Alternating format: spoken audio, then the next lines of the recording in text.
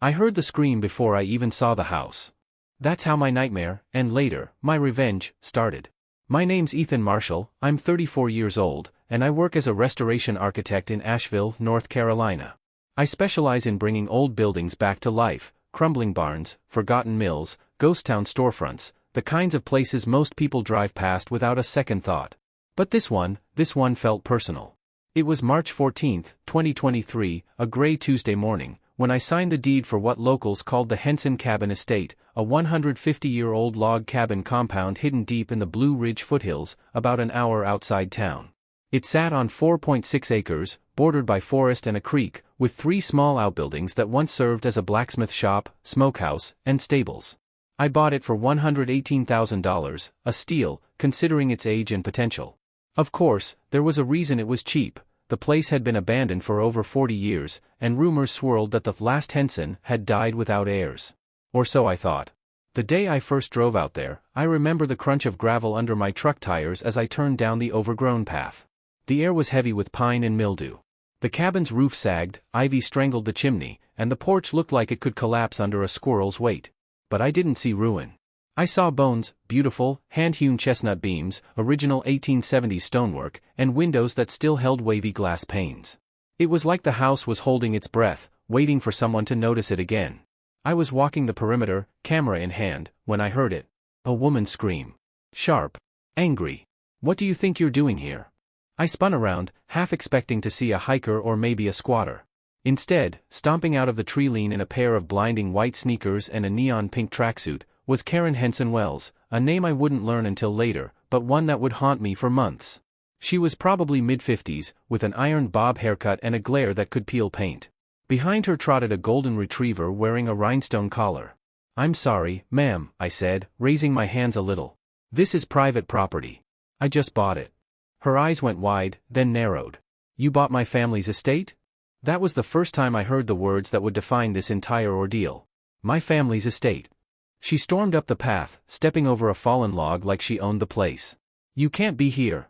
This is the Henson property. My grandfather built this cabin with his bare hands in 1874. "I don't doubt that," I said carefully, "but it's been in foreclosure since 1982. The county had no record of surviving relatives when it went to auction." I don't care what your papers say," she snapped. "This land belongs to my family.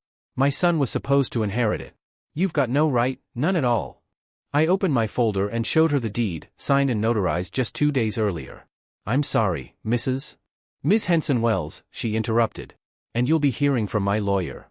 Then she turned on her heel, muttering something about thieves and outsiders. I stood there in silence, the echo of her outrage fading into the woods. Somewhere, a crow cawed. I remember thinking, great. My first day as a homeowner, and I've already been cursed out by a woman in fuchsia velour. But that wasn't the end. Not even close.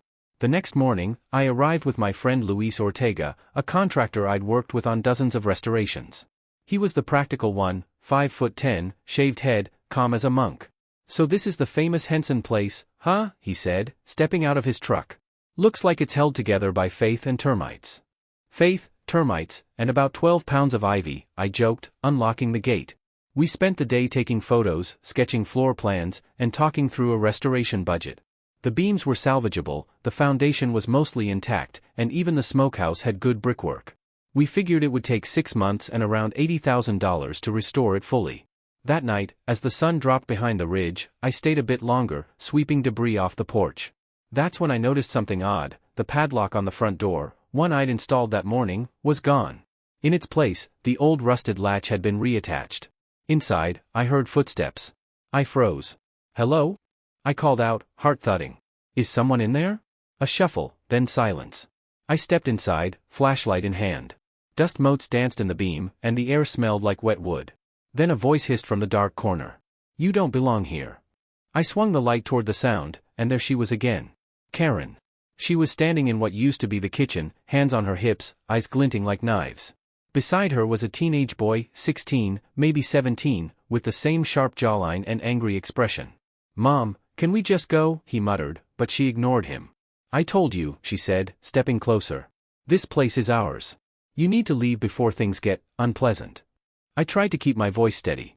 "Ms. Henson Wells, I have legal ownership of this property. You can't just. Legal doesn't mean right, she cut in. My great-grandfather's blood is in these walls. You think you can just buy that from a bank? She reached out and ran her hand over the old doorframe, almost reverently. Then her face hardened again. You're making a mistake. A big one. I didn't know what she meant then, but the way she said it, like it was both a threat and a promise, sent a chill down my spine. Her son tugged at her sleeve. Mom, please. She glared at me one last time, then turned and left without another word. When I stepped outside to lock up again, I noticed tire tracks in the mud leading from the tree lean, fresh ones. And sitting on the porch rail, as if left deliberately, was a crumpled envelope. No return address. No stamp. Inside was a single sheet of paper, printed in bold type. You will regret stealing from the Hensons. That was the moment I realized this wasn't just a stubborn neighbor or a cranky local. This was war. The next morning, I woke up to the sound of gravel crunching outside my rented apartment. I lived downtown in Asheville, 20 miles from the cabin, and yet, somehow, the Henson curse had found me there too. Taped to my truck's windshield was another note. This one was handwritten, messy, written in blue ink that bled from the rain. You think you're safe in town? Stay away from Henson land or we'll make you leave.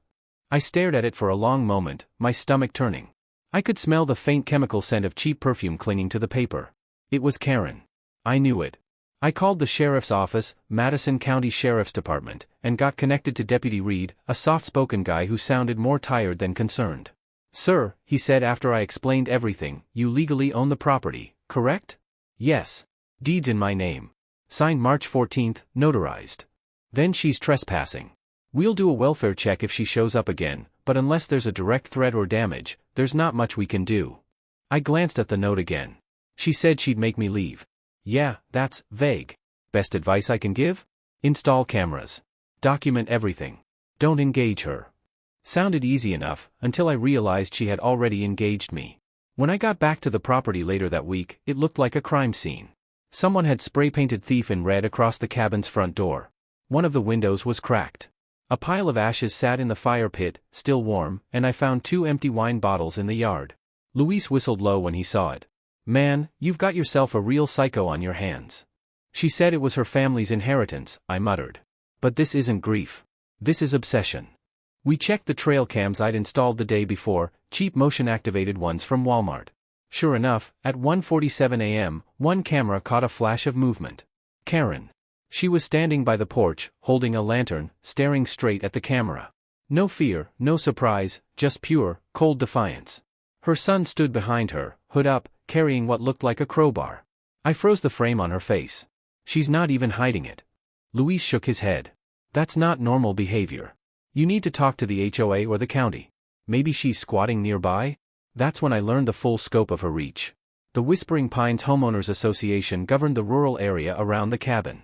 Technically, the Henson land wasn't under their jurisdiction, it predated the HOA by over a century, but that didn't stop Karen from acting like she ran it. She wasn't just a resident.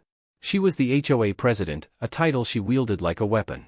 I met her again, officially this time, at an HOA community meeting she insisted I attend. It was held in the basement of a local church, with about 15 residents sitting in folding chairs and sipping coffee from styrofoam cups. When I walked in, every head turned. Karen sat at the front table, her pink tracksuit replaced with a navy blazer, pearls glinting under the fluorescent lights. Well, well, she said with a sweet but deadly smile. If it isn't the new owner of my family's legacy. I forced a polite grin. Just trying to meet the neighbors. Neighbors, she echoed. You mean trespassers on sacred land? A few people chuckled awkwardly, unsure if she was joking. I wasn't. I assure you, I said evenly, the purchase was legitimate. I'm restoring the property, not destroying it. Restoring, she repeated, like the word tasted bad. You mean gentrifying. Desecrating. Turning history into profit. One of the older residents, Mr. Pickens, leaned forward. Now, Karen, the boy's just fixing up a cabin. No harm in that. She shot him a look so sharp it could cut glass. There's harm when a family heirloom is stolen. The tension was thick enough to choke on. I kept my voice calm. I've reviewed every record. The county held 3 auctions over 4 decades. Nobody claimed ownership. If you have evidence otherwise, I'm happy to see it. She smiled, a slow, venomous thing. Oh, I have evidence. You'll see soon enough. Then she banged the gavel and ended the meeting right there. That night, I got an email from an address I didn't recognize, whisperingpineshoa@outlook.com. Subject line, cease and desist notice, illegal restoration activities. The email accused me of violating historical preservation standards, destroying protected wetlands, and conducting unpermitted construction. It was signed by President Karen Henson Wells, with the HOA's digital seal attached. Problem was, none of those accusations were true. There were no wetlands on the property. The county didn't even recognize the cabin as a protected structure, it wasn't listed on any registry. I called the county planning office the next morning. Janine, the clerk, pulled up my file and sighed audibly. "Oh, Lord. Karen again? You know her?" I asked. "Everybody knows her. She's been filing complaints on people since 2012. Last month, she tried to get someone fined for painting their mailbox the wrong shade of beige. So she's got a history." "Oh, she's got a rap sheet of nuisance filings as long as my arm," Janine said. "Don't worry, none of this will stick. But she's persistent." Persistent was an understatement. 2 days later, I came out to the cabin to find my worksite taped off with yellow plastic ribbon, fake caution tape with the words, "Property under investigation," printed on it. Luis laughed at first, but I didn't. There, pinned to the front door, was an envelope, again. Inside, another note. "You can't restore what doesn't belong to you. The land remembers. So do we." This time, there was something else tucked inside, a photo. A printed, grainy image of me and Luis unloading supplies 2 days earlier. It had been taken from the tree line. Someone had been watching us. That night, I couldn't sleep. Every creak of my apartment sounded like footsteps. Every car passing by felt like surveillance. At 2:13 a.m., my phone buzzed with a text from an unknown number. "We warned you, Ethan. Leave before it's too late." Attached was a photo of the cabin's front porch engulfed in flames. I bolted upright, heart hammering, fumbling for my keys. The drive out to the property took 40 minutes, but it felt like hours. When I finally turned the last bend, my headlights caught the cabin's outline. The porch wasn't burning anymore. But it had been. Charred boards still smoked faintly in the cold night air. Someone had doused it and left. On the steps lay a single object, half melted, scorched, but still recognizable. A rhinestone dog collar. I knew then that Karen wasn't just bluffing. She wasn't protecting a memory. She was declaring war. And I wasn't about to lose. The fire changed everything. By the time I filed the police report and the embers cooled, my hands were shaking, not from fear, but from fury. I'd spent weeks brushing off Karen's harassment as neighborhood drama. Now it was arson. And if she was willing to torch a porch, what would stop her from burning the entire place to the ground? The sheriff's deputy who came out, Reed, the same one I'd spoken to before, snapped photos and took notes while I stood there in the half-light of dawn. "You're lucky it didn't spread," he said, kicking at a blackened plank. "Looks like gasoline. Accelerant patterns obvious. You're thinking the same person as before?" "I know it's her," I said flatly. "Karen Henson Wells. HOA President, self-declared guardian of the land." Reed exhaled through his nose. "Problem is, knowing and proving are two different things. She's smart enough to never do it herself. Probably had someone else light it. I thought of her teenage son, the kid in the hoodie, always half a step behind her like a shadow. Then I'll find proof," I said. Reed looked up from his notepad. "Be careful. She's been pulling this kind of thing for years. Most people cave and move. You don't seem like the type, though." "I'm not." I spent the next week turning the property into a fortress. Luis helped me install 8 4K night vision cameras, wired to a solar-powered backup battery and an encrypted cloud account. We set up motion-triggered floodlights and trail sensors along the forest line. "If they come back," Luis said, tightening a bolt on the camera mount, "they'll light themselves up like Christmas." "Good," I said. "I want her caught on film." He gave me a sideways look. "You're sure this is worth it, man? She's clearly unhinged. Maybe you should just sell, walk away clean." I paused, staring at the cabin's charred porch. "No," I said quietly. "This place deserves better than to die because someone can't let go of the past. She wants to play dirty? Fine. We'll play smarter." My first step was research. If Karen claimed family inheritance, there had to be a paper trail, or a lack of one I could expose. So I spent 3 straight days buried in the Madison County Register of Deeds, flipping through brittle ledgers and microfilm. The Henson family records dated back to 1874, when Samuel Henson, a Civil War veteran, had built the cabin. It passed through 3 generations: Edward, 1898 to 1956, Marjorie, 1931 to 1979, and finally Thomas Henson, who disappeared in 1982, leaving no legal heirs. But then I found something odd. A single document, dated April 3, 1983, a handwritten claim of inheritance by Karen Louise Henson, age 13 at the time. It was dismissed by the county clerk as invalid because she was a minor with no parental signature. That meant Karen was a descendant, but she'd forfeited any right to the land over 40 years ago. I scanned everything and built a folder labeled, Proof of Ownership, Final. This wasn't just my defense anymore. It was ammunition. Next, I needed to hit her where it hurt, her control.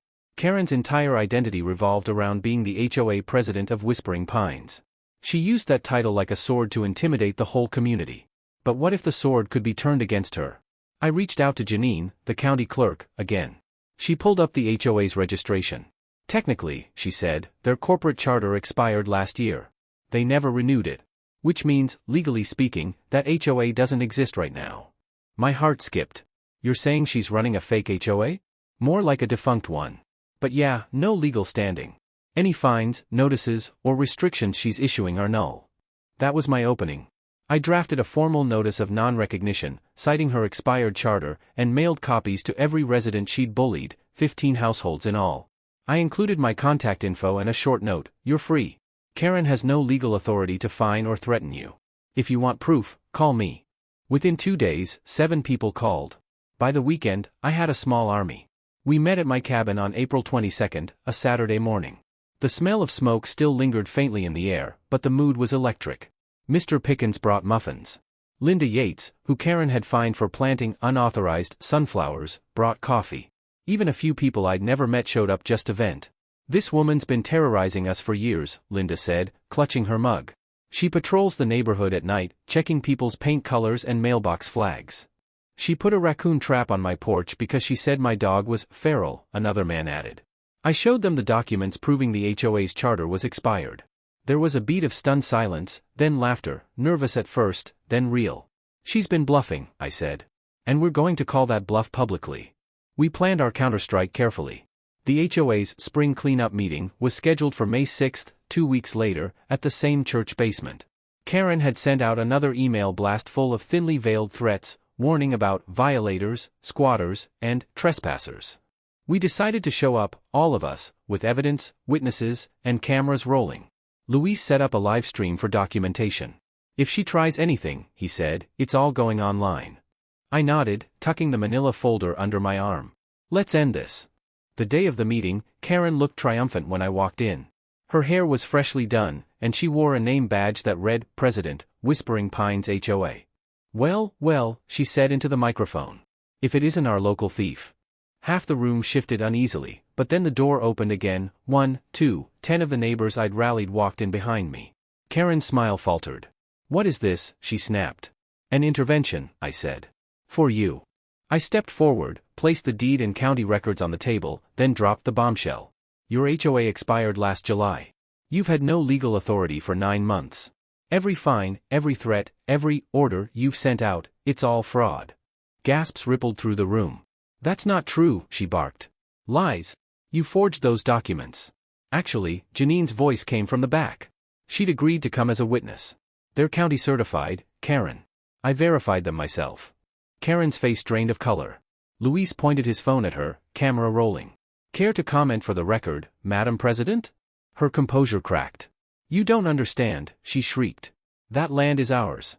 It's my son's inheritance. He deserves it. Your claim was dismissed in 1983, I said quietly. You lost your chance 40 years ago." For a moment, she just stood there trembling, her knuckles white around the microphone. Then she dropped it, stormed out, and slammed the door behind her. The room was silent. Then, one by one, the neighbors started clapping. It wasn't over yet, I knew that much. Karen didn't strike me as the type to accept defeat gracefully. But that night, for the first time in weeks, I slept without checking the windows. The cameras were recording. The truth was out. And for the first time, the town was on my side. Still, as I drifted off, one thought gnawed at me. People like Karen don't disappear quietly. They regroup. And when they do, they come back louder. I thought it was over after that meeting.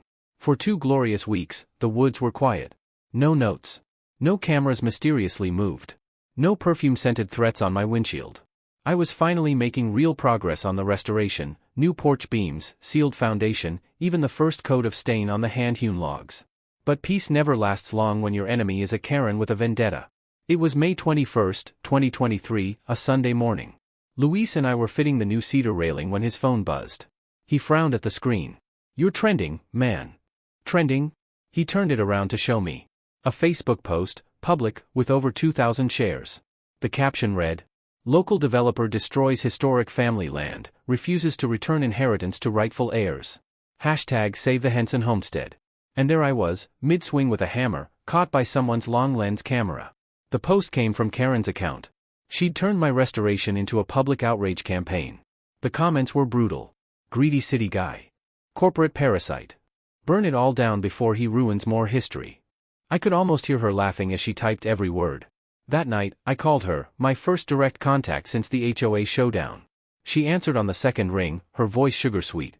"Well, if it isn't the thief of family legacies. Enjoying your 15 minutes? Take down the post," I said. "Now. Or what? You'll call the cops? You already tried that. I have friends on the council, you know. People who remember the Hensons. Your grandfather built something worth preserving," I said evenly. "You're destroying his memory with this obsession." For a moment, her tone changed, just a flicker of emotion. "You think I don't know that house? I grew up playing in those halls before they boarded it up. My father promised it would be mine. But then he vanished, and the bank took it. That cabin is my inheritance. My father's ghost is still there." "Karen," I said softly, "you can't build a future by clinging to ghosts." Then she hissed into the phone, "Watch yourself, Ethan. Ghosts can still burn." She hung up. I filed a harassment report the next day. Deputy Reed listened, shook his head, and said, "We'll keep an eye on it." But even he sounded weary, like he'd seen too many of her crusades end in shouting matches, never arrests. I decided to go public too, but with the truth. On June 1st, I uploaded a YouTube video titled, "Restoring the Henson Cabin, the Real Story." It was just 10 minutes long, drone footage, restoration details, documents proving ownership, and a calm, factual narration. No personal attacks. No names. Within 48 hours, it hit 150,000 views. Within a week, 500,000. The comments were the opposite of hers, supportive, curious, furious at her lies. Finally, someone respecting old architecture instead of demolishing it. "Karen needs to touch some grass. Team Ethan forever." The tide turned overnight. Luis grinned when I told him. "Guess the internet HOA voted in your favor."